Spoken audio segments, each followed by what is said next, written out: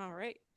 Um, so as we often do, we'll start this meeting grounding ourselves where we are. I know people online are calling in from all over, but those of us at the Madison Friends Meeting House are in Madison, Wisconsin. So we're going to take a deep breath, take 2 deep breaths.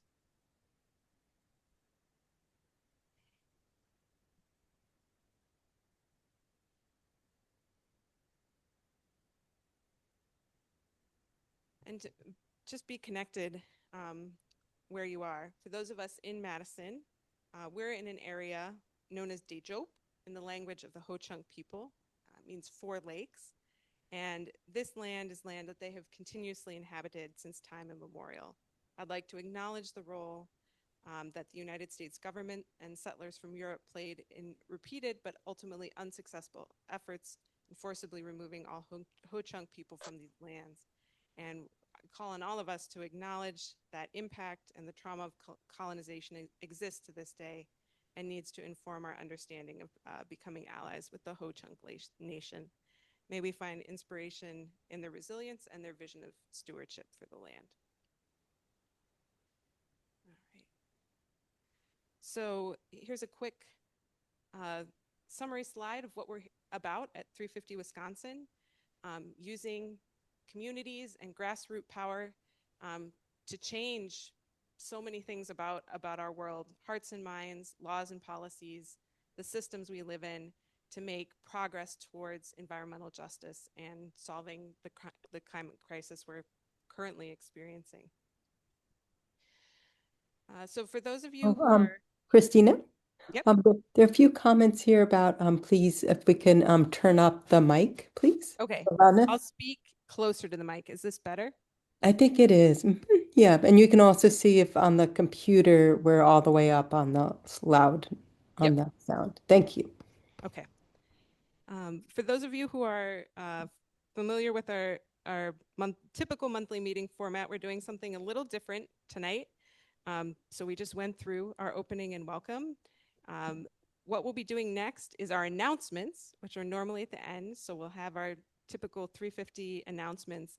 And then we're going to pivot to, this is kind of a joint meeting tonight. We're starting as 350 Wisconsin, and then we're going to pivot to 350 Wisconsin Action, which is a when's the speaker coming on?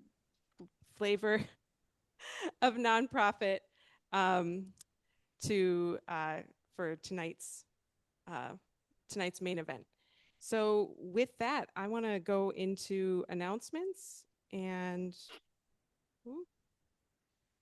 start with, I believe, Brittany with a Line 5 update. Hi, sorry, this is Emily.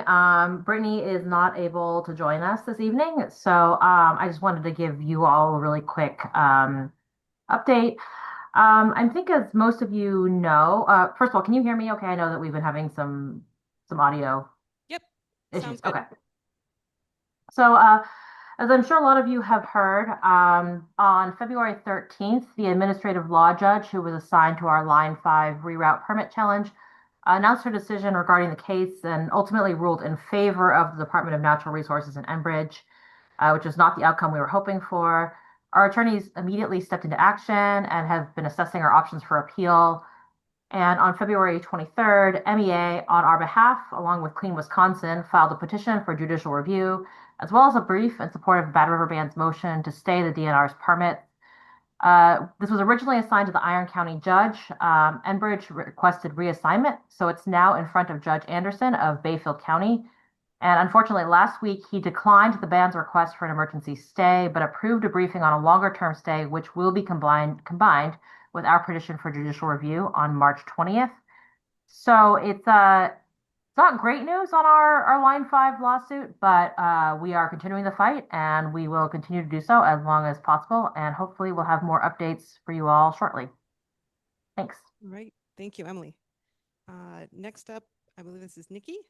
Yes, hello everyone. So I'm here as our volunteer coordinator, and I wanted to let you know that we have some opportunities that we would love to share with you.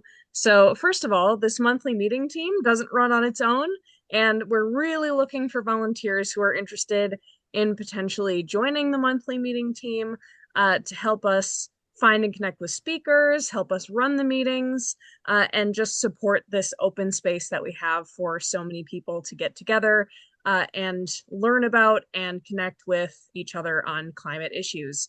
Speaking of connecting on climate issues, our Climate Connectors group is people who are interested in tabling and events that want to come out and represent 350 Wisconsin for us at these various things. And so you do not have to be an expert in 350 Wisconsin or in climate issues to be able to be a climate connector. So if that is something that interests you, please let me know. We're also looking for volunteers and some leadership on our state policy team and our regenerative land relations team. So if you're interested in kind of helping to shape the direction of a particular team, this might be a good fit for you. And we're also looking for deep canvassing volunteers, especially as we're ramping up talking to people on all sorts of different issues, both for 350 Wisconsin and 350 Wisconsin Action. So deep canvassing is essentially a canvassing technique that focuses on connection, building real relationships, and actually changing people's minds through active listening and empathy. So if you're interested in any of those opportunities or any other opportunities that we have with 350 Wisconsin, you can send me an email at the email address I just put in the chat. I am Nikki, and I would be happy to talk to you about those things. And I'll also be talking to anybody who's interested in volunteering at the end of this meeting as well. If you are online, and if you're in person, you'll be connecting with Mark. All right. Thank you, Nikki. Next up, Big Share. Hi, everyone. My name is Kristen Clark. I'm the development manager here at 350 Wisconsin, and I get to talk about the Big Share, which is happening now through midnight tomorrow. And so we ask that you please consider supporting 350 Wisconsin today or this evening, as well as all day tomorrow with a donation. We have a $500 match pool, so we're hoping to meet that match and be able to make the most of that matching challenge. And then tomorrow during your lunch break, if you're interested, we have a Power Hour challenge where if we receive the most donations during that hour, not necessarily even the amount, just the amount of small dollar donations, that we can receive an extra bonus gift through Community Chairs of Wisconsin. And so it's a big day of supporting nonprofits across the state, including ours. And we really hope you consider supporting us. I put the link in the chat, but for folks who are in person, it's just thebigshare.org, and you'll find us right at the top of the list. Thanks, everyone. All right, I am back again. And one of the things we really like to be able to do is to help inform people so they feel more confident going out into the world and organizing and connecting with people on climate issues. And so we have upcoming training opportunities we'd love to tell you about. First is our deep canvassing series. This is a two-part series, the first primarily being focused on what is deep canvassing, how do we do it, and the second part being practice and implementation. And we are going to be running this monthly this year, we hope anyway. So the next month that's coming up, it's going to be virtual, and it's going to take place on March 23rd and March 30th, which are Monday evenings. And then our Climate and Democracy Power Builder training series is happening right now. And you do not have to have gone to the first one to enjoy and dive into parts 2 and 3. It's basically about how organizing and climate and democracy all tie together and how we can use that to connect with people. So that is coming up, and I will put the links for both of those in the chat. All right. Thank you, Nikki. And then next, I think, Mark, is this you? You just stand right here and speak directly into the mic. Awesome. Well, hello, everybody. It is that time of year, or it is that year. Here to talk about the 2026 spring elections. You may have seen some political ads, but this is a really great opportunity for us to really lay the groundwork for the change that we need, deliver the change now with these elections, as well as lay it for the fall. There is the state Supreme Court race. We have endorsed Chris Taylor for the court. This election is going to be key for environmental protections and voting rights. Getting her on the court would solidify a majority through the next presidential election. So we have that, locked down.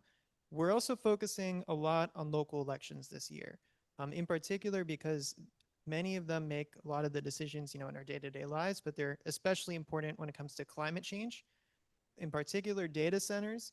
One single local election gets to really determine whether those go online, and that has a huge impact on the state and the climate. It's just unparalleled impact, as well as we want to really build up leadership that will be with us in the fight in defending democracy throughout the rest of the year and just in the coming years. And so that's really our aim with this program. And here's what the opportunities look like for us. If you're able to, thank you so much. If you're able to, some people are saying they're not able to hear you. So I don't know if you're able to change where you're speaking, but that would be great. Yeah, thank you. Okay. Duly noted. Alrighty. So our program is going to be consisting of door knocking as well as the relational organizing. We're really trying to target communities swing districts, in particular to take advantage of both the state Supreme Court race and the local elections. We really need to build the leadership in order to carry us through the fall. So we have three opportunities. Those are not all of our opportunities. More will be added later. We also have a relational organizing program, and campus outreach is something we will continue to do again. All of our volunteer opportunities will be in the tiny URL. That's, I think we can add into the chat. And if you are interested in getting more involved or want to knock doors in your own neighborhood, you can also email me at mark.putman@350wisconsin.org. All right. Yeah. Thank you, Mark.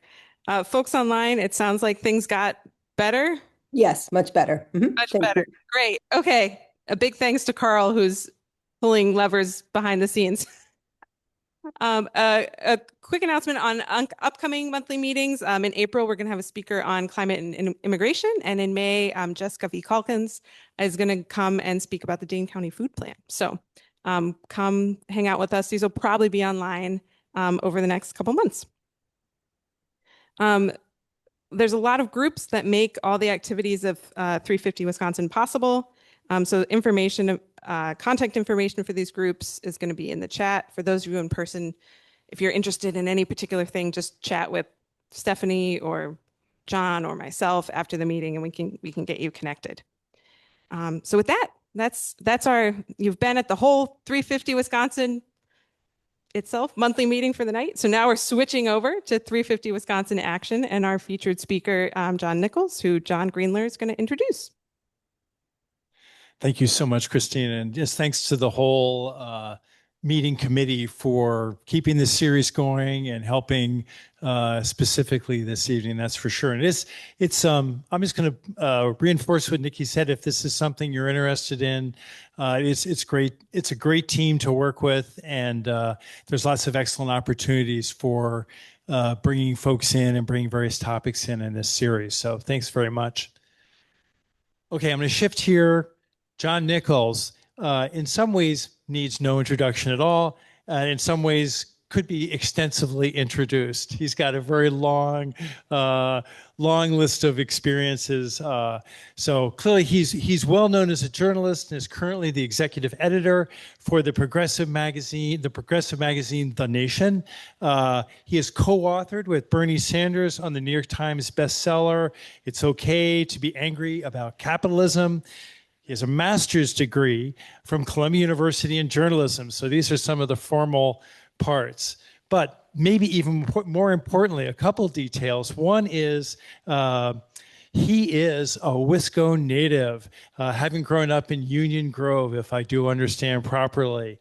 And as far as I can tell, his knowledge on democracy and justice in our country, both past and present, is really kind of off the charts. I've never found something that John doesn't know a lot about in our history of this country and what's going on currently, and especially kind of when you get into the eddies and ties and undercurrents, the dynamics the sociopolitics of our country. But actually, I think most importantly is he is a quintessential grassroots person. He takes the time and energy to show up at places like our meeting here this evening, or even to share some extended conversations while waiting for a cup of coffee at a shop on Monroe Street, as I had the wonderful experience of having just a couple of weeks ago. John Nichols is always glad and happy to talk about pretty much anything at any time, and I just so appreciate that. It's what we need, at this point in time. So without further ado, let's warmly welcome John as he shares an intro talk on democracy, climate justice, and sociopolitics, and given the time these days, clearly beyond as well. Given the war that we're currently involved in, et cetera. So, and then look forward to extended Q&A as well, because the conversation is so much of what John is all about. So a big round of applause and thanks for John to be with us here tonight.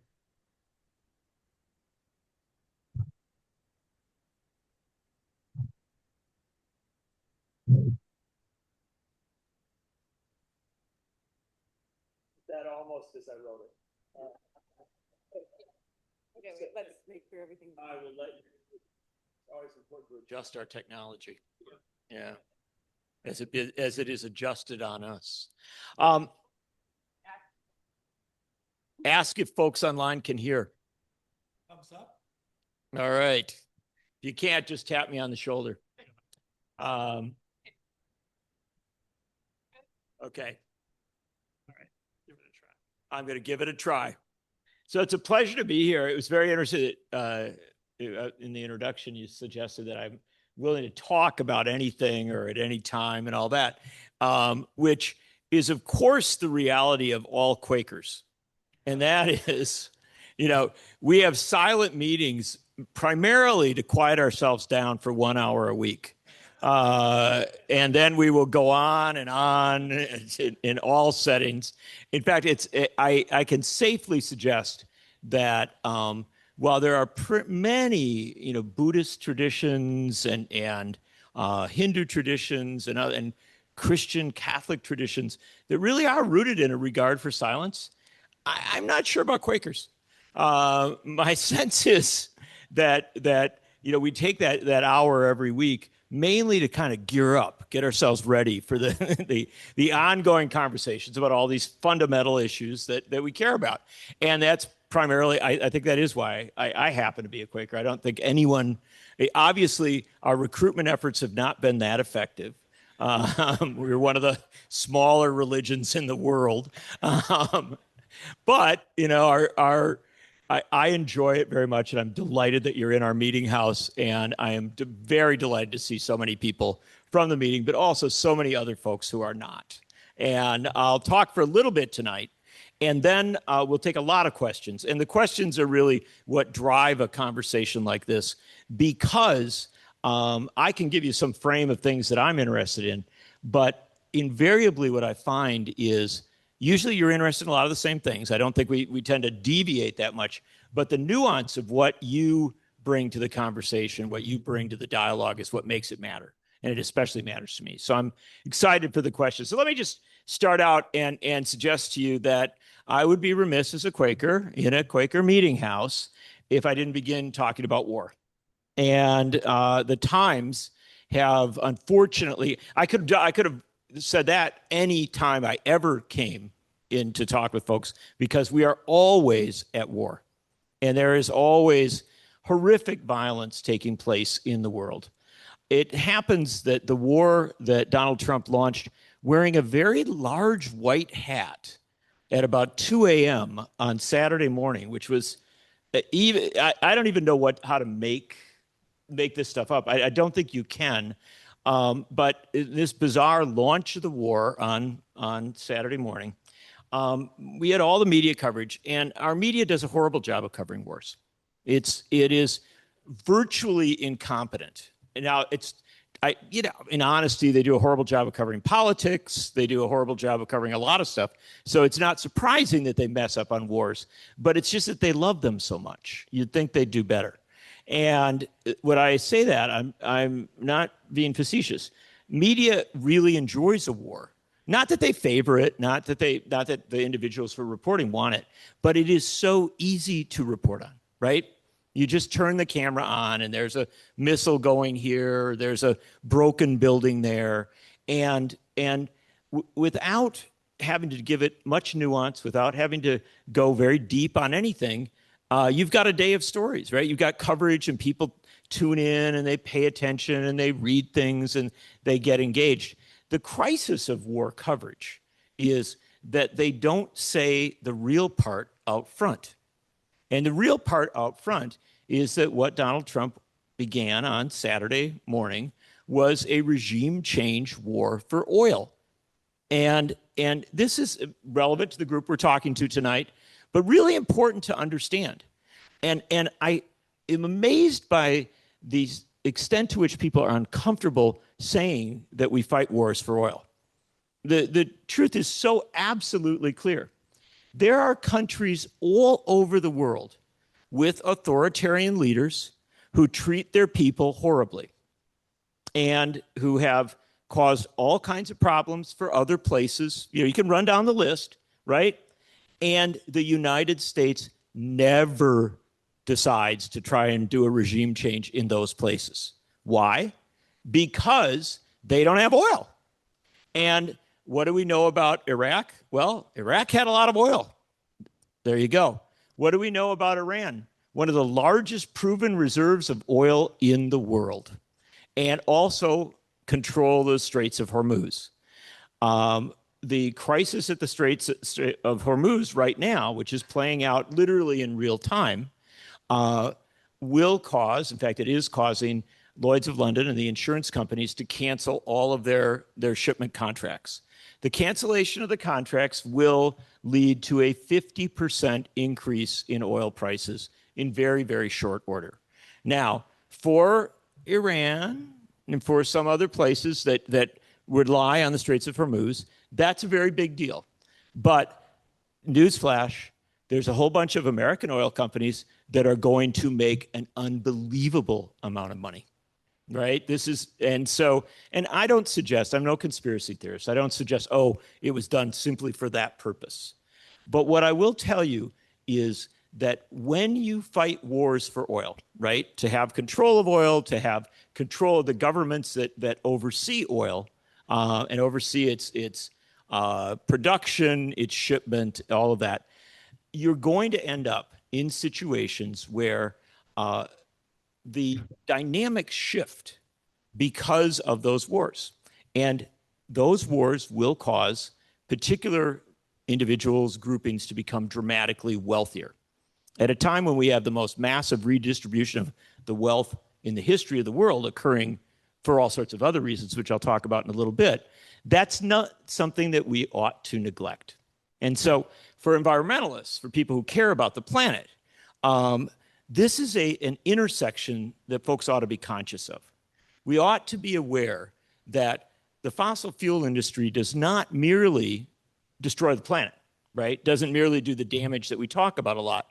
The fossil fuel industry is intricately tied to the military-industrial complex. And it is intimately tied with politicians and political figures, which at the end of the day make decisions about war and peace. And so if you are an environmentalist, you have to also be involved in these war and peace issues. And you also have to recognize that at the most fundamental level, we in the United States have had a crisis of democracy that has made our Congress less capable of dealing with fundamental issues than at any time in modern history. I'll repeat that. Our Congress is less capable of dealing with fundamental issues, and the fundamental issues are, war and peace, saving the planet, making sure that people don't live in poverty, right? Simple. You can come up with a few others, I'm sure, but at a basic level, those are concepts that you ought to want to have achieved. Our government at this point is dramatically incapable of dealing with those issues. And it doesn't entirely matter whether a Democrat or a Republican is in charge. Even when Democrats come to a position of power, as they did for a brief period, and remember, it was a very brief period, They were not competent enough for a variety of reasons to hold their caucuses together and deliver on their basic promises. So I hear people say all the time that Joe Biden was a very successful president. And in some ways he was. He was, certainly by comparison to the president who came before him and the president who came after him. But you understand, I cover these things for a living. And so I can tell you, there's a fundamental thing here. Joe Biden said that to deal with the economic challenges of the moment that he was in, and Bernie Sanders, who was chair of a key committee at that point, suggested that you had to have a spending program in the range of $6 trillion, right? It's a lot of money, no question. And then, you know, Kyrsten Sinema and Joe Manchin, they didn't like that exactly. And then some other people didn't like it. And you had some negotiations. Suddenly that was down to 1.5, right? Now, I'm going to tell you this. If somebody tells you to maintain your home, it's going to cost you $100, and you say, well, you know, I think it's a really good idea, but, you know, one of the kids doesn't really want to do that. And, you know, the aunt who lives upstairs, she didn't want to do that. So we go down to $25, right? You're not going to maintain your home. You're not going to do the basic things. So the Biden administration was not a success. It was at best a compromise and a Band-Aid at a time of great crisis. And you saw that in many environmental issues. While the Biden administration did a great deal on environmental issues, it's not what you needed. And that's the fundamental reality. And I say this not to pick on Joe Biden, who, again, this is just I'm going to insert this opinion here, who's a better president than the guy who came before him and the guy who came after. But what I'm going to say, though, is that the system is so compromised that it doesn't deal with fundamental issues at the point where it needs to. And I know this from covering politics in other countries. I've been very lucky. I've had a chance to cover politics in countries all over the world. And I can tell you that in many countries, especially smaller countries, when you have a change of government, real things happen. A friend of mine, Katrín Jakobsdóttir, became the prime minister of Iceland roughly a decade ago. And she said, you know, we're the leading country of the world on gender equity, but we're not enough. We're going to set a model for gender equity that is so far beyond where we are that it will be, you know, the new gold standard for the world.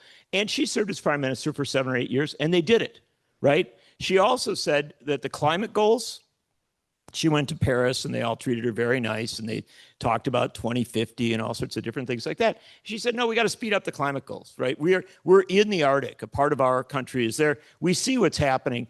And they said, we're going to dramatically speed up the climate goals. Our goals and what we seek to achieve. And they did it, right? Again and again and again, they achieved the things that they set out to do in a divided government. You know, she had a coalition with people who like to build roads. And she happened to be an environmentalist. But the fact of the matter is, other countries around the world set a goal and do it. This country, for a very long time, has not set goals and done them. The end result is, well, maybe they set goals that aren't good, but for moving forward, the end result is that we have put off dealing with fundamental issues now for decades. We've just put them aside. And I'll talk before we get done here a little bit about AI, because I think that's the issue that you cannot have a conversation in these times without discussing. But I will tell you that as a group that's concerned about the planet, you need to understand that each year, I know you do understand, each year that goes by, we fall further behind. And now, with this current administration, we've accelerated, right? Our backward movement is so accelerated that it's actually a fundamental challenge, right? This is existential. We are, as a country, pulling the rest of the world backward. We are literally saying to the rest of the world that we're not going to participate in efforts to save the planet and the exit from the treaties and everything. You know it better than I. But we are also saying to leaders in other countries, lower your expectations, do less. Don't try to lead. Try to kind of be on our good side. And in case you're not, right, in case you actually have a functional little country like, say, Denmark, we're going to say to you, we want to take Greenland right? We want to take this place. And again, when we talk about wars for oil, also talk about wars and foreign policy for resources. And look at Greenland. Do you really think that we're fascinated by Greenland because of its lovely climate? I happen to like winter, so it's cool to me. But the fact of the matter is, our fascination with Greenland is that it sits atop an immense amount of rare minerals that are now very, very essential to the technological development of the world. It also potentially, likely, sits on atop a lot of fossil fuel resources. In fact, the same with Svalbard in Norway. The places that are the great contention zones of the Northern Hemisphere at this point are the places with rare minerals and fossil fuels. And there are other places that really are cool places around the world, but somehow nobody wants to seize them, right? Donald Trump wants to seize or somehow get control, either direct control or through enough pressure, a negotiated control of Greenland. And what's at the heart of that? I think most of you know that the Arctic is melting. And as the Arctic melts, we develop dramatically faster transportation routes in the world. You can cut a third of the time off transportation of oil and of other resources if you take it over the top, right? If you can go through that zone. Now, Greenland becomes very, very essential to that. And so if you are interested in where our future fights are going to be, it's going to be around Arctic transshipment of resources. Why? Because we are letting the Arctic melt. As it melts, it opens up spaces for transshipment, which countries around the world are already dramatically involved in. It's one of the reasons why, and I know this seems bizarre to say, one of the reasons why Russia sometimes rather calmly sees a lot of the things that are happening in the rest of the world, because the future in many ways belongs to those countries which have a lot of access to those Arctic shipment routes. Russia has immense access. So even if things decay within Russia, even if as a country it becomes less and less functional, the fact that they are going to have control over those routes, and Russia has a much more dramatic level of control than any other country, the fact that they'll have that control makes China, the European countries, even the United States, have to, at least to some extent, respect their circumstance, bend to their will, at least as regards a host of economic issues. So as we look at this, how this is all playing out right now, what we realize is that this is an urgent moment where we ought to be doing so much more to save the planet, but also so much more to avoid the wars of the future and to avoid the military conflicts and pressures of the future. We are not doing that. And that's pretty depressing, right? By and large, you ought to be, not overly happy to hear that news. I think most of you know a lot of these things. But what I would assert to you is this. The biggest crisis of the moment is the decay of the political parties in the United States. And both political parties have decayed dramatically. The Republican Party, which was founded in Wisconsin in 1854 by a group of land reformers, opponents to the expansion of slavery, and socialists. And it's important to understand that up in Ripon, Wisconsin, where the party was founded, they had one of the most ambitious socialist communes in the history of the world, Ceresco, and it was developed to follow Fourier socialist models out of France. And if you actually go to the little white schoolhouse where the Republican Party was formed, they will say of all these people that came to that initial meeting, resident of Ceresco, resident of Ceresco, resident of Ceresco. So there's a bunch of socialists that founded the Republican Party. And how ungracious they are now to this. But the Republican Party, which once had a great diversity within it and an environmental ethic that was pretty significant. In fact, if you go back and look at the people who actually pushed conservation and what grew into in modern environmentalism, tremendous number of them were Republicans. In fact, there was a good chance in a lot of places you're luckier to have a Republican than a Democrat as your representative, because that was a person who's going to be more concerned about environmental issues, not less. Now, that's shifted so dramatically that the Republican Party has now become a party of fossil fuels and of interests that profit off fossil fuels. That's the reality. Now you think, okay, well, that makes it easy. Then the Democratic Party is all good. But the fact is that under our campaign finance system, if you have one party that goes to a position on issues, right, then it makes it very easy for the people who want to flood money into the system to buy the other party, right? Because it's not very complicated. It's a lot cheaper for you. You keep your allies happy, but then move a whole bunch of money toward the other party and make sure that you've got enough people there who are sympathetic to where you're at. And that dumbs down the process to a point where a change of government isn't necessarily a great leap forward. A change of government in the United States may give you a little bit of relief, right? That things were bad and maybe they won't be as bad. And what that leads to is a circumstance where, in this case, Democrats, somebody asked me today, I was doing a radio interview, and they said, well, when you encounter a Republican, they'll tell you what they're for, right? Although it's had to shift a couple times recently because Donald Trump was a peace president, and now now it's different. But when you meet a Democrat, often what you'll hear is, what are you for? And the answer, sometimes they'll have very good answers, but often the answer will be, well, I'm for getting rid of Trump, right? Or I'm for not being the Republicans. And so you end up with a politics of not being the other guy rather than being something.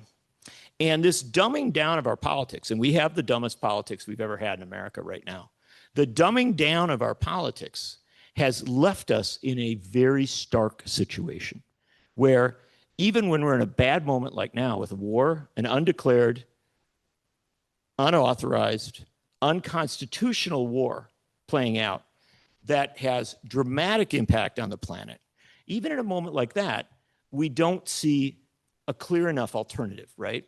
Again, I'm not suggesting that you should dismiss the choices or dismiss the complexity here, but if you're really looking for a point where you don't ever end up in this situation again, right, you're not guaranteed of that. And that's very, very frustrating. So I tell you all these depressing things to tell you how great a moment we're living in. And the greatness of the moment is that all of you are here. And I don't say that casually. If the political parties decay and if the systems become unreliable, then what happens at the grassroots becomes dramatically more significant. Not just because it influences local and state government, where by and large there is more hope than at the federal level, but also because it begins to generate answers of its own. And I will give you an example that relates to an issue that a lot of you have been working on recently, and that's AI data centers, which should also always be referred to as crypto data centers as well. The thing to understand is that the crypto folks are geniuses, right? They've got us all debating AI, and they need the data centers as well. And so the reality is that we've got AI crypto data centers, and there's a rush to build them all over the country. In fact, all over the world. Now, one of the interesting things is that you can build a data center that is far more environmentally sound than what we're doing here. Finland has some remarkable models for doing it, Singapore as well. They're not perfect. I'm not the biggest fan, but what I will tell you is you could be doing it a whole lot better. But the thing about what happens, say, in Finland is they're small. They're not large. And so as a result, it's not like if you go down by Racine and Kenosha and see what they're building down there. They're very, very small, and they're in communities.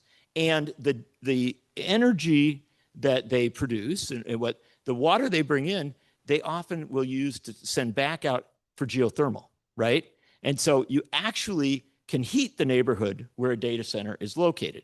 There's all sorts of other models, which much smarter people than I can tell you about. But the bottom line is we're not even if we wanted to have data centers, we're not doing it right. And in addition, there's a lack of transparency, all the complexity to it. So you would, this is a great fight, and it relates to all sorts of issues that you folks and others are talking about. But here's an interesting thing about the moment. America has turned against data centers at a level that is jaw-dropping. I was talking to a pollster last week who said that outside of a war circumstance or outside of some dramatic circumstance, he's never seen a shift in public sentiment so rapid as what we have seen around data centers. And now in polling all over the country, not just near where a data center is, but anywhere, you're seeing people saying, don't want them, concerned about them, think they're dangerous, think it's a bad idea, think all sorts of things, some right, some wrong. But the fact is, there's a massive growing opposition. And what this pollster was telling me is it's wild to watch because it exponentially grows each week. You know, more and more people are like, oh yeah, hadn't thought about that before, I'm against it. And the thing that's amazing about that is that it takes politicians a long time to catch up with things because so many of them are delinked from realities on the ground. You're not. And so you know data centers are a problem, right? I shouldn't say, maybe there's people here who have different sentiments, but you know that there's some serious issues here, environmental, but also social, the impact on our communities. And one of the underpinnings of the rising opposition to data centers is a rising consciousness of AI. And people are thinking about AI at a much more fundamental level than they were even a couple of years ago. 10 years ago, I went to a conference. I go a lot to tech conferences in Germany. It's my other life. And cover politics in America and then deal with technology. So in Germany, to the extent that anybody knows me, they know me more as somebody who talks about technology than about somebody who talks about politics. And at the conferences that I was going to more than a decade ago, we were all talking about AI, or what we then called machine learning. And everything about it seemed troubling. And I'm not kidding. I mean, yeah, there are wonderful things with it. I'm not a technophobe. I'm not anti-science. I'm not anti-progress. But what I will tell you is that what I was hearing was almost gleeful reports from heads of major companies, not just in the area of AI, but in industry and other areas, about how this is going to be great. We can have factories that used to employ 20,000 people. We can do it with 200 now, right? We're going to have robotification. We'll link it with AI. It's just going to be amazing. And they would actually show, simulations of a factory where you could like move the people out and just move the robots in. And I learned things then that were like amazing. Like, so what's the number one, it's quiz time. What's the number one thing you notice when you walk into a factory where you now have AI-linked robots constructing what people used to construct? What's the first thing you notice? What? No, people, yes. But what's the striking thing? No. Clean and quiet. Yeah. It's dark. They don't need lights. You save a lot of energy right there because you don't need to have light, and you also don't need to heat it to a particularly good level. So it's dark and cold. And I've been in these places, right? Robots are remarkably undemanding in that regard. And so the impact on jobs was always a concern. But increasingly, we recognize the potential impact on our social life because we saw what the previous so-called revolutions have done, right? We had an industrial revolution 200 years ago, more than 200 years ago. The smartest people of their time, the Luddites, said, slow it down, right? The dumb people said, oh yeah, let's go for more profits, right? And then but that industrial revolution was jarring to society. It required ultimately massive interventions in order to humanize it, right? We lost a lot of our humanity, required massive interventions so that we would stop literally chaining children to machines so that they would work on them, right? We said, well, that's not a very good idea. And we ultimately got a trade union movement, the second industrial revolution tempered by the progressives and Roosevelt. So there you go, one industrial revolution, which took a lot of struggle to humanize, right? Then we had the digital revolution. And the digital revolution, which was, if you remember Bill Clinton, who had his great, it's information superhighway, high road to the 21st century. Lots of sloganeering, right? But the digital revolution was a massive concentration of wealth into small group of people and then one of the great lessons of it, they bought up anything that was competitive, so they got bigger and bigger and bigger. We now have, billionaires who are just waiting to become trillionaires. And then we had a sub-revolution within there, the social media revolution, right? Which took digital into our phones, into our lives at a fundamental level. And we now think may not have been so good for our kids or for us, and mental health issues and all the things that go with that. Now we have an AI revolution coming at us. And what I will tell you is that the fascinating thing is people don't maybe discuss this, but they know it. They know that the previous industrial, digital, social media revolutions did not go well because folks like you weren't at the table, right? The great mass of us weren't making decisions. Billionaires waiting to be trillionaires were making the decisions. And amazingly enough, they weren't making the decisions on behalf of democracy or the planet or society. They were making decisions on behalf of massive concentration of wealth. And if we recognize it in that situation, it's not surprising that people are increasingly resistant to AI. Now, I'm not totally resistant to AI. I think it may well provide us with cures for diseases and scientific breakthrough, all sorts of things that are wonderful. But I can tell you that overwhelmingly, if we give away all of the decision-making about AI, it will combine the worst pathologies of the industrial revolutions, the digital revolution, and the social revolution in one.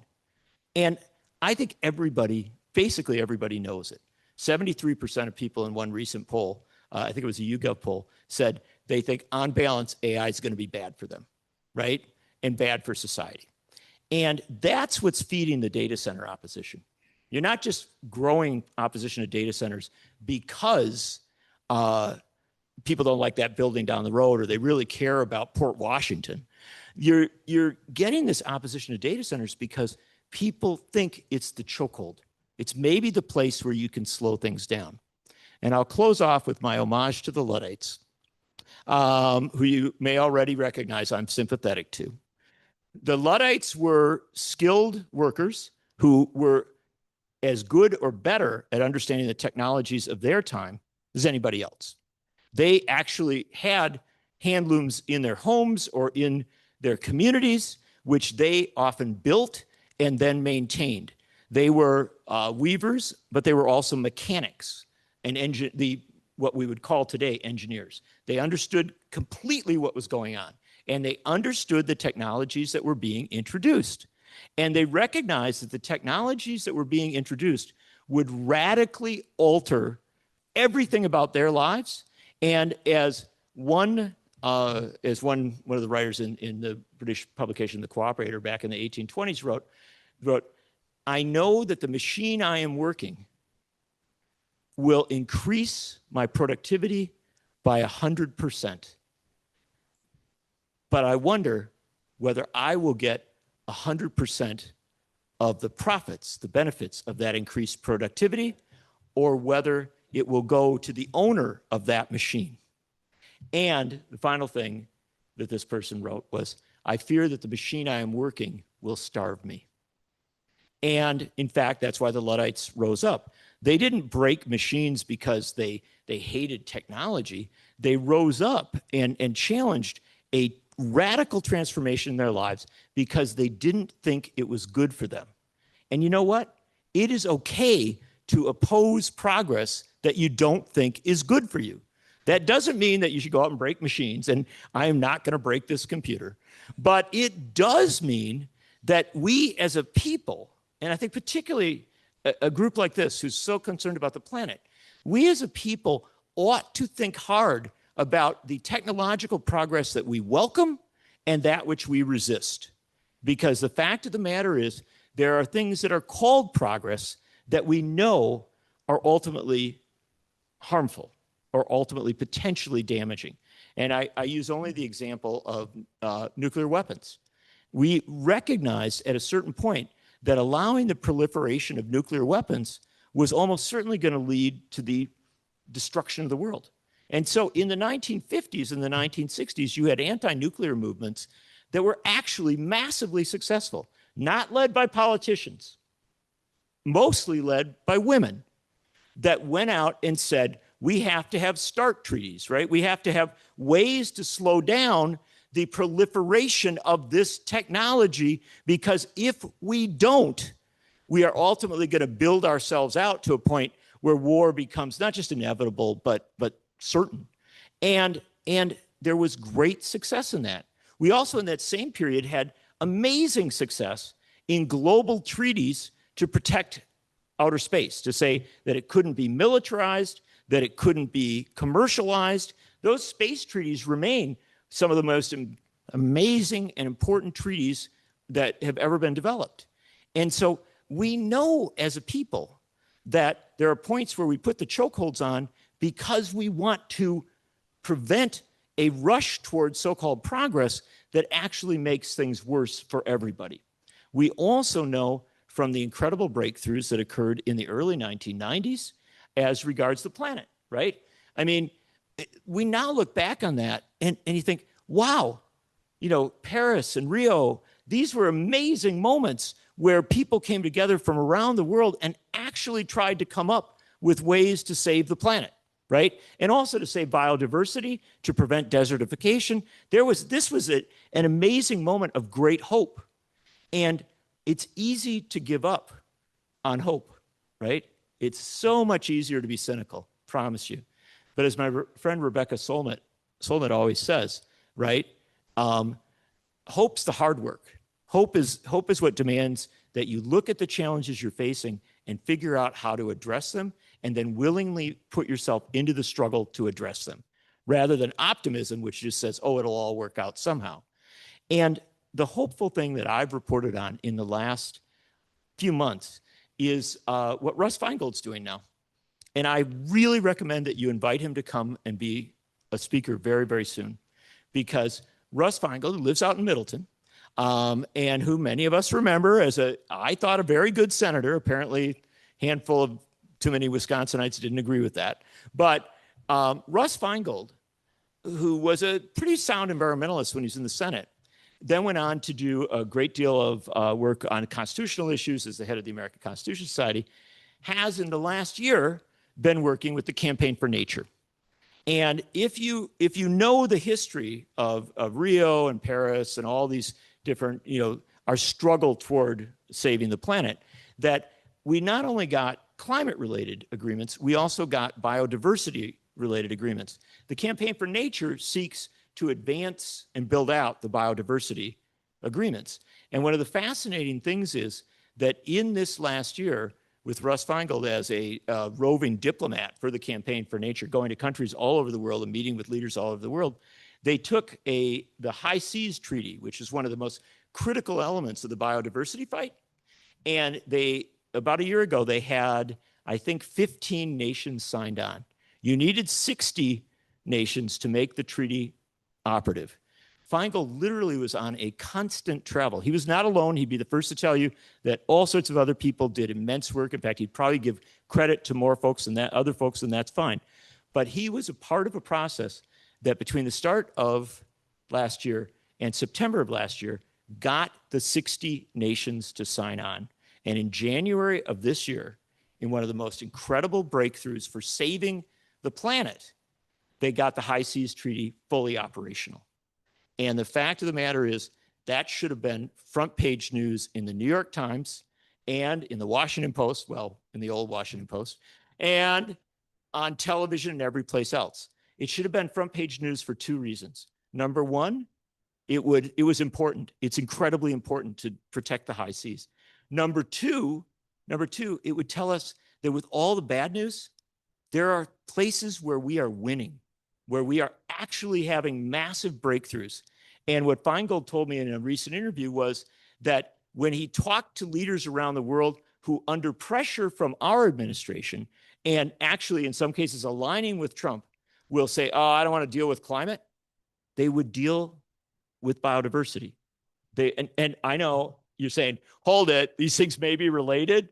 I understand that. But the fact of the matter is that what Feingold and the Campaign for Nature and Greenpeace and a host of other groups have figured out is that if they put a barrier in front of you here and shut down the treaties and stop dealing with things, there are sometimes ways to go around and achieve amazing things. And my pledge to you is I'm going to keep looking for those stories. And my ask of you is that you keep being a part of that creative resistance to a dysfunctional governance, which finds those routes around, because we cannot wait for the politicians to get us to the promised land. In fact, as Eugene Victor Debs said, I won't lead you to the promised land because that means somebody else could lead you out. We've got to go there ourselves. We've got to build the movements that will save this planet, that will end the wars, and that will give us the cooperative commonwealth where we can all live with peace and economic and social and racial and environmental justice. Thank you.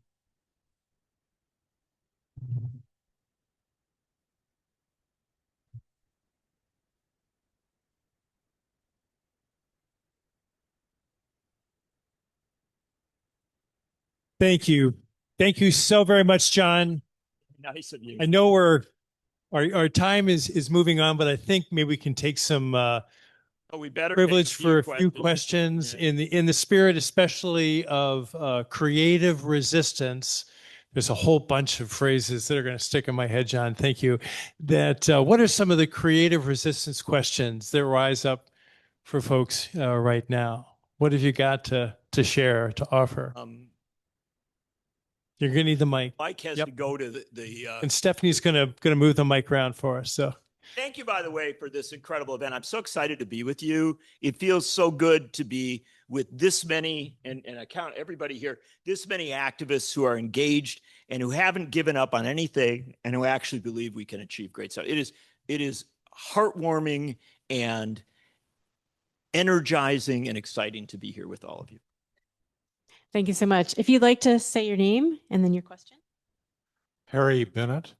And I think it was in August, a lawsuit was filed in a Dane County court by 15 youth.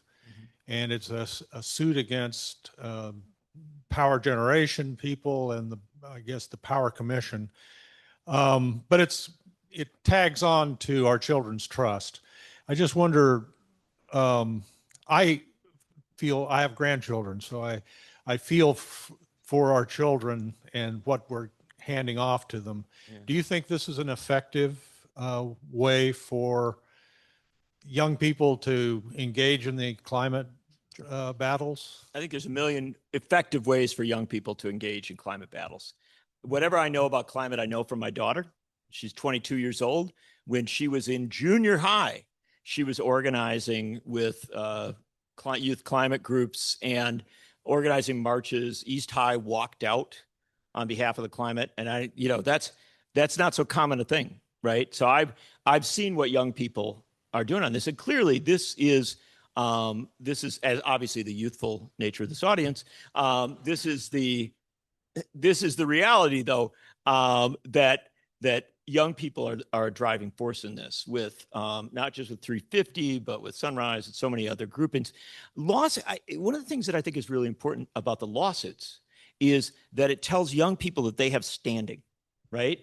And even if the lawsuits are rejected, even if they don't always succeed, and some, by the way, have moved like in a number of places much further than I think anybody expected initially. And Montana's the big one, yeah. And Montana, that great left-wing state. But this is telling young people that they have standing is a huge deal. It's huge for anybody to believe that you have standing in trying to save the planet and trying to do something that's unbelievably challenging. And even if you don't succeed, it's transformative. And our education system in this country, and I love a lot of teachers and am very supportive of them, but our education in this country doesn't tell young people that they have standing as much as it should. And when Senator Sanders and I were writing our book on capitalism, which, by the way, makes a fine holiday gift. But when we were writing the book, one of the things we did was we talked to leaders around the world. And we talked to Lee Anderson, who was at that time the education minister in Finland. And I had a long conversation with her about what they do in Finland and how they help young people to become, by the way, the people who literally are at highest levels of education attainment, all sorts of other kind of striking accomplishments that Finland has had. And one of the things she said was, well, we do train them to be activists, right? I mean, we educate them, we make sure they know about stuff, but we also think that it's absolutely vital that they know how to change their world, right? Because we're giving them this world, which we object to all the time. So why wouldn't we teach young people to change it, right? Why wouldn't we teach young people to do a better job? Well, how you teach them to change it, to do a better job, is to tell them from a very young age they've got standing, right? They should be a part of this process. So I'm really a big fan of the lawsuits, but I'm also a big fan of the active engagement of young people in our politics. And I've seen it at remarkable levels. And, that's one of the reasons that I'm, shamelessly, whatever, impressed with Senator Sanders. Because the interesting thing is, Senator Sanders gets dismissed all kinds of times by people his age, right? Well, there's not that many people his age, right? but by people roughly his age. But when he goes out on the road, right, when he's doing his, fighting oligarchy tours and stuff like that, the crowds are strikingly young, because what young people want is something bigger and bolder than what they've been given. And we talk too much about handing them off a horrible mess of a world, right? That isn't a hope-inducing message. What we ought to talk about is handing them off a world that has tremendous challenges, which they will meet, right? Tell them that they can change this thing, and then get out of their way so that they can do it. John, did you want to take any questions from the chat? Yeah, sure.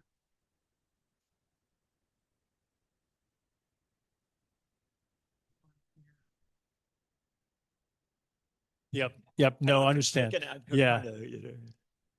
Feel weird about not looking at you, but. Yeah, I'm not sure if you want to, in terms of the war, there is some question about the role of the Zionist lobby in relationship with the White House. I'm not sure if that's something you want to touch, or the duopathy of kind of our democratic Republican system, which I think you've already touched on to some extent. So, look, the war is a product of our current politics, right? And I don't need to tell you, elections matter, right? The 2024 election mattered a great deal. And so people who had tried diplomacy, even if they did it imperfectly, were removed. And you now have people who reject diplomacy. And they don't just reject it on war and peace, they reject it on climate and a host of other issues. And so there's a lot of efforts to look at why this occurred, why it didn't occur. I think you go to this core concept. Donald Trump did this, right? He wanted this war. He has pursued it. It has happened. And he has done it in an alliance. It's the US and Israel that are doing this attack. But there are other countries involved as well. And I think we do ourselves a disservice if we're always looking for, all sorts of places to blame, when the fact of the matter is we have a president of the United States who got out there at 2 a.m. and said, we're going to do this. A president of the United States ought to be able to say no to people in the US and people around the world. And also, this is really important, the Congress ought to be able to say no to that president as well. And this is the fundamental problem here. It isn't you can blame Trump all you want. He is who he is. But the fact of the matter is that people who wear very nice suits and drink, sparkling water and do all, and go to nice restaurants, they want to be seen as somehow more enlightened, right? Don't necessarily put themselves in front of the crisis and try and stop it. And I give immense credit to a very progressive Democrat, Ro Khanna, and a very conservative Republican, Thomas Massie, who, yes, they did the whole Epstein fight, which was a fight to make sure that powerful men don't get away with, horrible things, but who are leading the fight now to have a war powers resolution with the purpose of opening up a debate and the ultimate purpose of stopping this war. And what they are doing is exactly what every other member of Congress should be doing. And I will tell you right now, if there's anybody who runs for president in 2028 who wasn't on the front lines of trying to stop this war, then you really need to look for another candidate. It's my political whatever. Another question in the room? Yeah, I mean, here you go. One of my fellow early meetingers. My name is Nick Hine. Yesterday, I was at an event and talking to a young farmer who's had to leave the business because you can't make money growing food for people anymore. And I was, sympathizing and empathizing with them. He said, well, small farms aren't really the problem. They're the problem that everybody sees because you see barns collapsing. That's another family farm going out of business. You see dispersion sales, he called them. Yeah. But the real problem is that the factory farms are in just as much trouble, but they aren't liquidating because they're much harder to liquidate. They've got, much bigger assets. They're just going deeper into they debt. took a harder hit in tariffs as an example. Yeah. And so, this is our source of food. We kind of ended the conversation agreeing that the solution is farm to market, getting rid of middlemen.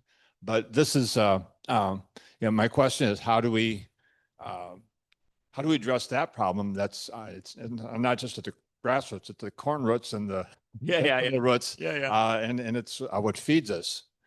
Well, that's a great question, Nick. And look, I grew up in a small town. The town I was born in had 970 people. I was 971.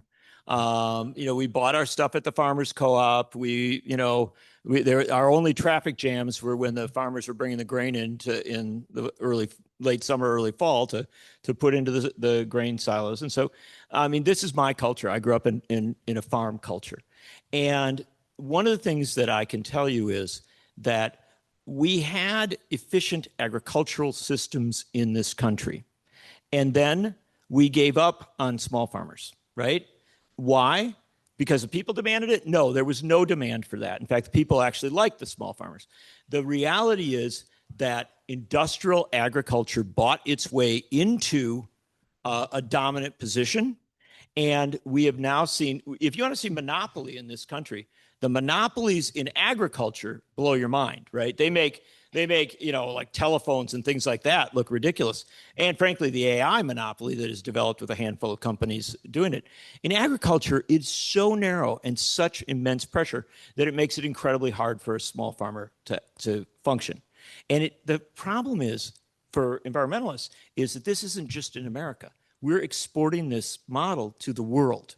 And the fact is that industrial agriculture is becoming a reality all over the planet. And it's feeding unbelievable, horrific changes, societal changes, where people who can no longer make a subsistence living are now going to work in industrial agricultural settings, right? And the great story of this, and I won't go into all the detail, is in Africa. Africa produces a lot of the flowers for Europe, right? So people who used to grow food, right, and sustain themselves and their neighbors in a small community and maybe sell a little bit of that food have now been driven into such impoverished and difficult circumstances that they now go to places where flowers are grown, right? And they're growing flowers for Europe, and that's fine, except they're hungry because they're not paid enough. They don't have enough sustainable agricultural reality or income. And so they're literally hungry as they produce flowers for other countries. Let them eat flowers, right? And this is a disastrous situation that is global, and its impact on the environment, particularly as regards desertification and the impact on biodiversity, as well as all the issues that you work on, is huge. And so, you cannot be an environmentalist, unless, in my opinion, unless you're profoundly concerned about our food systems and our agricultural systems and what has happened to them. Unfortunately, and this is the most unfortunate thing, we have very few progressive advocates at our higher levels of politics on behalf of farmers. There's very little of that anymore. We used to have a lot more. Now it's becoming, it's becoming almost a side issue in a lot of our politics. And that abandonment of the interests of small farmers has caused a lot of rural areas to become very, very right wing.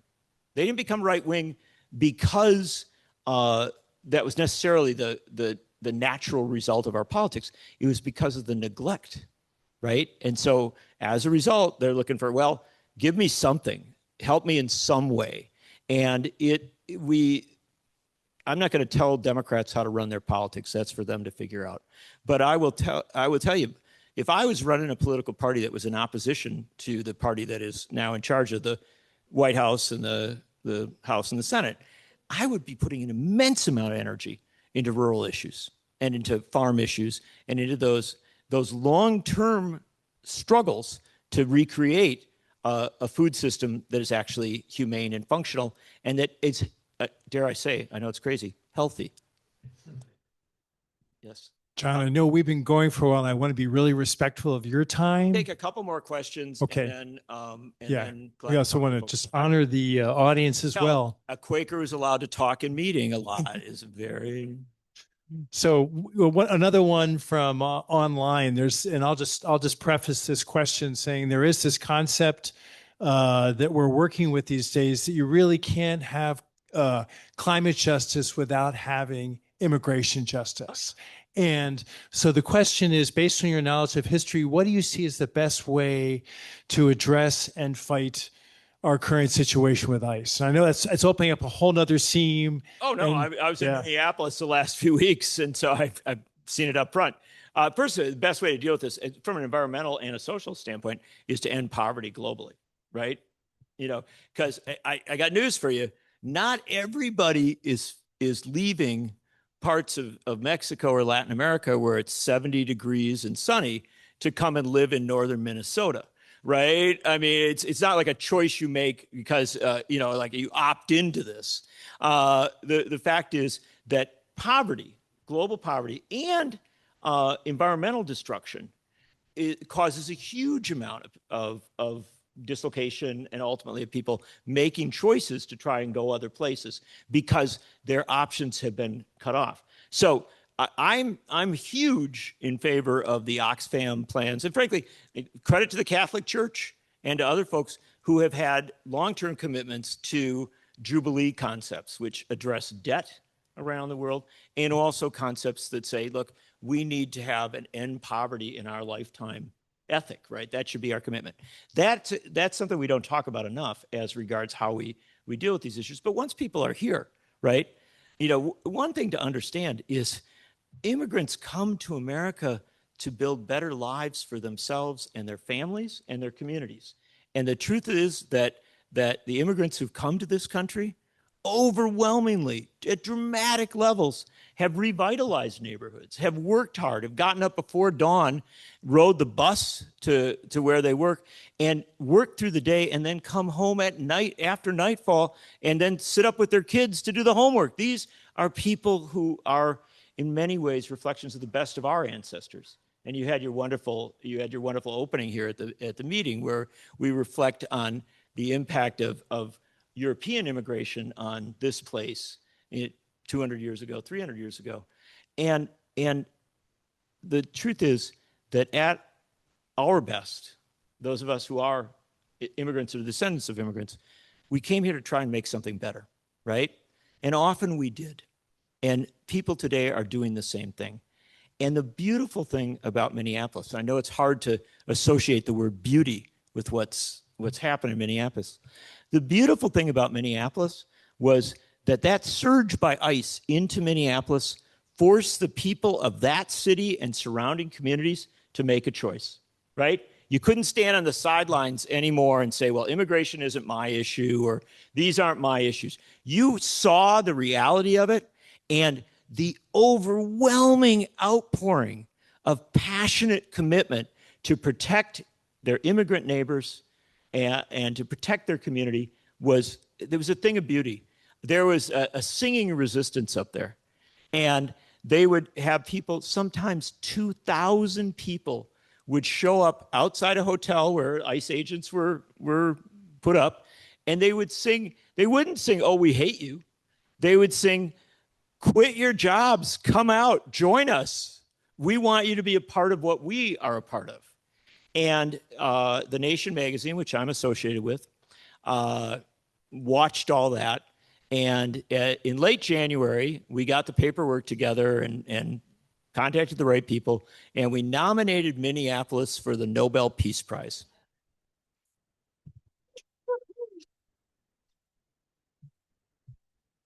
And we've now got we have over 50,000 people signed on to the petition. It's been written up in, newspapers in Norway and all sorts of other around the world. And we're not giving up till Minneapolis gets the prize. And the irony of it is that if Minneapolis gets the Peace Prize, somebody else won't. Yeah. Yes.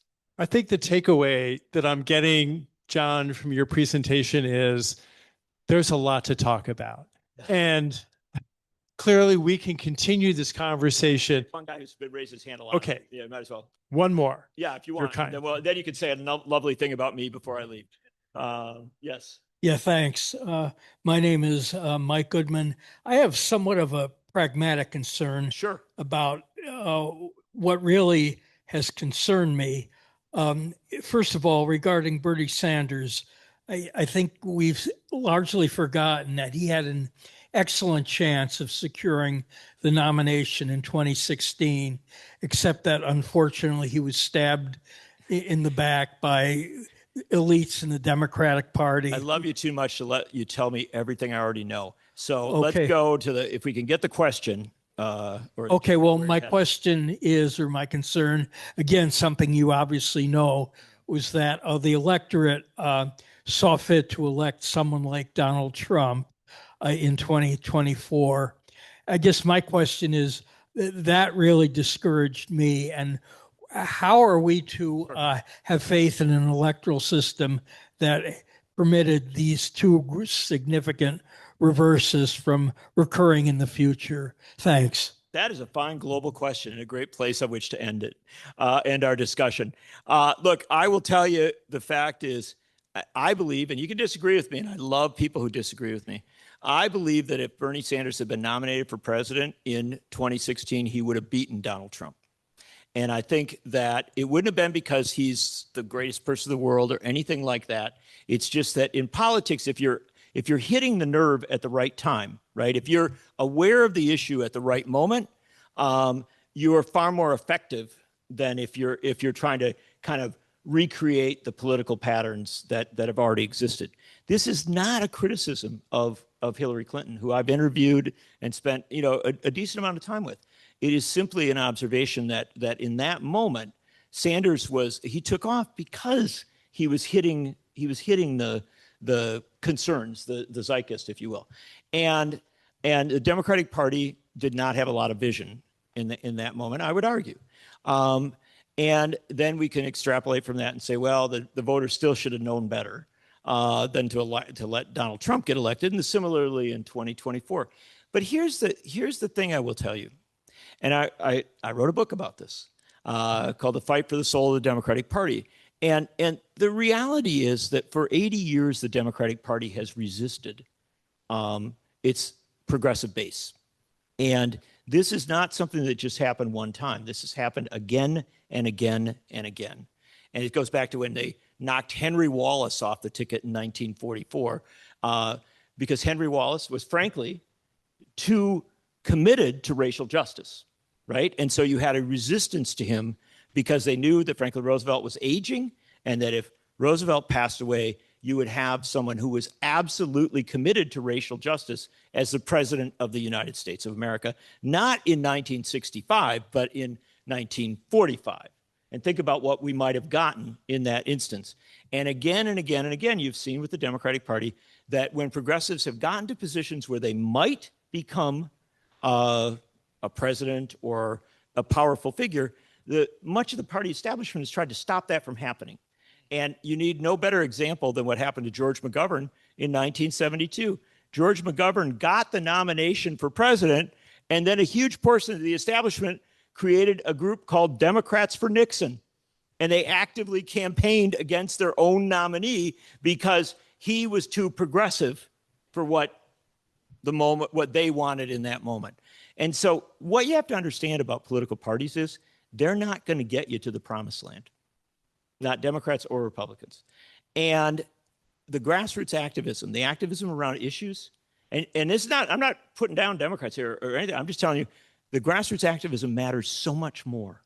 It is so much more fundamental.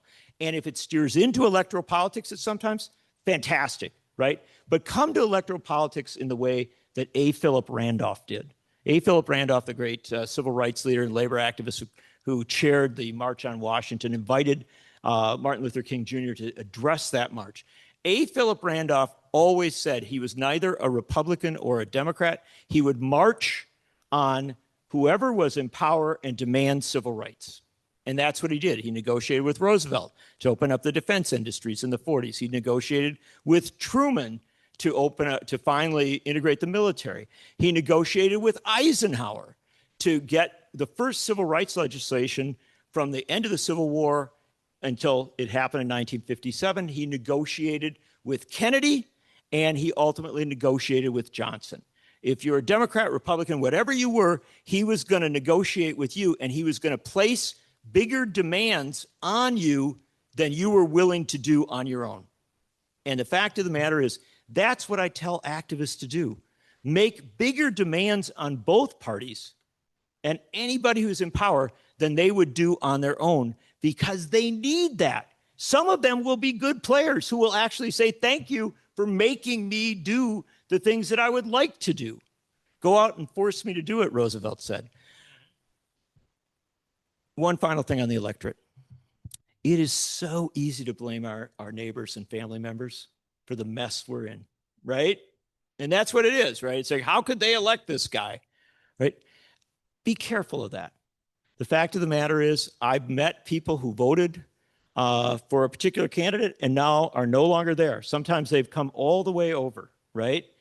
I have also recognized this along the way, that when you demonize those you disagree with, right? When you say, oh, you're lost to me, you can never get it right. You close down the dialogue to a point where you're taking a huge portion of humanity out of the debate, right? They're going to be where they are, and they're never going to come to where you are. The better model is to ask why they might have cast a vote. It's a family member, a friend, a neighbor, why they might have cast a vote that is abhorrent to you. And do you think they really are evil? Well, the fact of the matter is, I don't. I think you can drive through areas that voted 80% for Trump, and if your car goes off the road, right, on a snowy night, they're going to stop and help you get out of that ditch. And I think you can go to areas that voted 80% for Kamala Harris, go off the road, they're going to stop and help you, right? So the fact of the matter is, there's something deeper going on here. And I would suggest it's three-part, and very quick, and then we'll be done. First part of it is our media. We have a horrible media in this country. I've spent my entire life as a journalist. I buy every newspaper I can. I watch news. I'm addicted to all of this media. But I will tell you, it does a horrible job of covering politics. It doesn't go to fundamental issues. It is so about gossip that it loses sight of that matters. So number one, those people that you're mad at for voting a way that you didn't like them to vote, they're marinated in this media, right? So right off the bat, do you blame them, or do you start to look at a media system that simply doesn't work for democracy? Number two, we have electoral systems in this country that are not, small d, democratic. And the fact of the matter is that Donald Trump did not get a majority of the vote in 2016, despite what he will tell you. And he did not get a majority of the vote in 2020, and he did not get a majority of the vote in 2024. He came very close in 2024. He had a boosted level of support, but when all the votes were counted, he beat Kamala Harris. But if you count in the third-party votes, right, and get everything all counted up, what you find is that over 50% of the people voted for somebody else, right? Might have been a libertarian, might have been a green, might have been Kamala Harris in most cases. But the fact of the matter is, our electoral systems, which could so easily reflect the will of the majority, do not do so, because we don't have proportional representation. We don't have ranked choice voting in most places. This is simple stuff. Other countries do it, and they get much closer reflection of where they're at. And number three, and this is my great frustration with AI and with social media and a lot of other things, we have created a society where we don't talk to each other very much, right? And where we're spending so much time looking at our phone. I was in New York. I'm in New York a lot, and people be walking down the street and they're doing this. And you know what? They're very good at it. I want to emphasize they're exceptionally good at walking and looking at a phone. And, you know, I mean, I'm amazed and very impressed. I give them all credit, except that that's not really a life skill that you want to develop.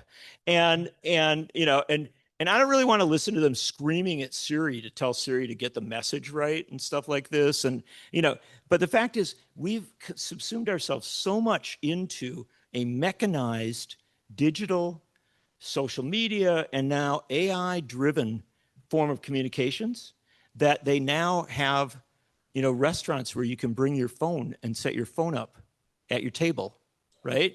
And you can have dinner with your phone, right?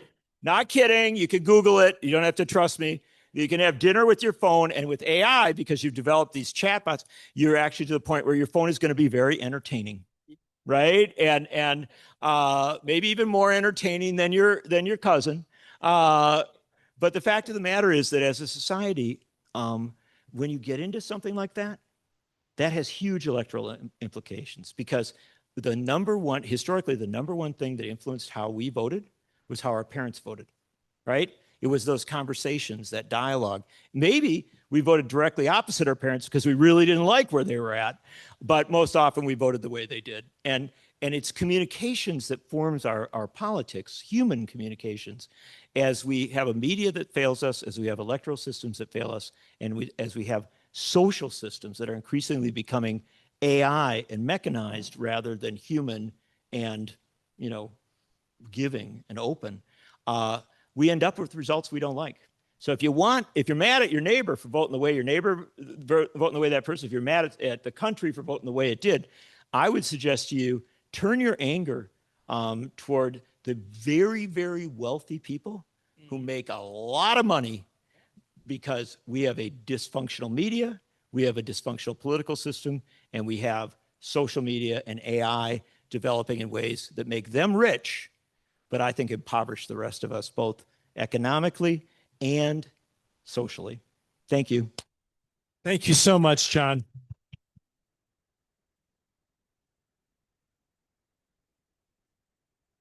I think we all head off, hold on to that grassroots power, and keep this conversation going.